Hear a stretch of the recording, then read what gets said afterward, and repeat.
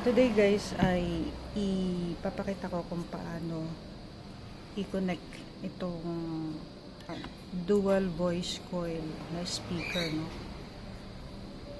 So ito ay galing sa Bose. Wala siyang nakalagay na impedance at saka wattage. So mati-check naman natin yung impedance niyan. Gagamit lang tayo ng multi-tester.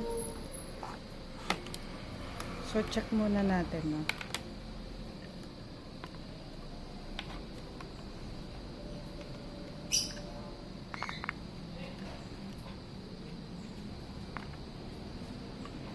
Okay. Nasa 2 ohms yung kanyang impedance. So, check din natin yung kabila.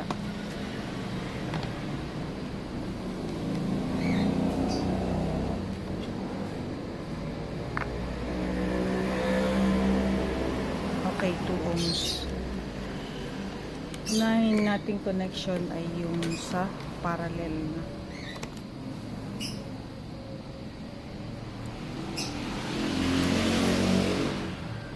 So sa parallel, bali pagdudugtungin lang natin tong negative and negative nitong kabila.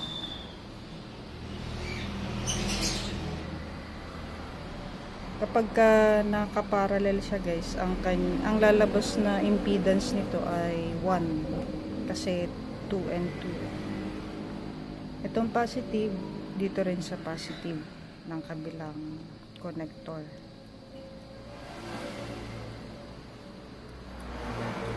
So, ganun lang, no, yung kanyang connection kapag ka-parallel. Okay.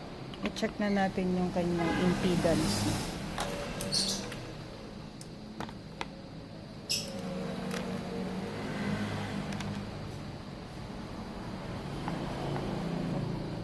Balik na rin natin.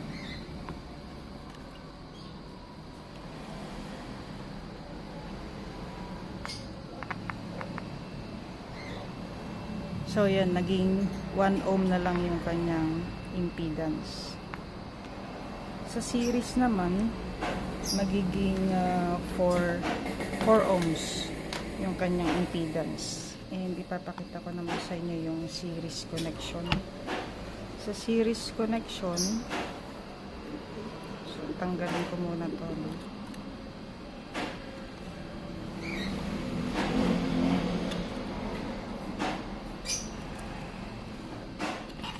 Ang series naman, ay i-connect natin yung positive nito or negative, kung alin man sa dalawa, no? Negative to positive. So dito tayo, negative to positive.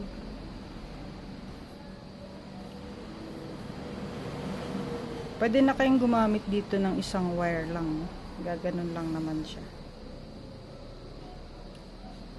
So, yan.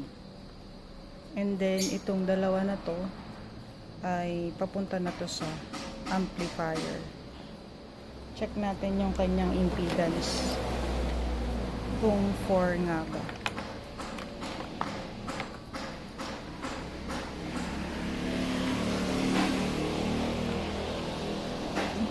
Try natin.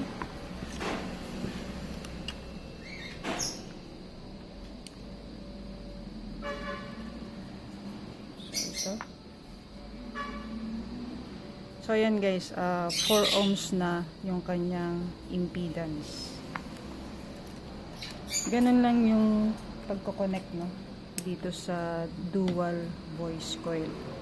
Parang ano lang din siya, dalawang single voice coil kapag pinag-connect niyo. And iti-test ko rin siya, no, na naka-series. Hindi ko siya matitest ng naka-parallel kasi 1 ohm lang siya. Ang pwede lang dito sa amplifier ko na gamit ay 4 to 8 ohms, no? Ito yung ZK MT21. Okay? Ito-test na natin.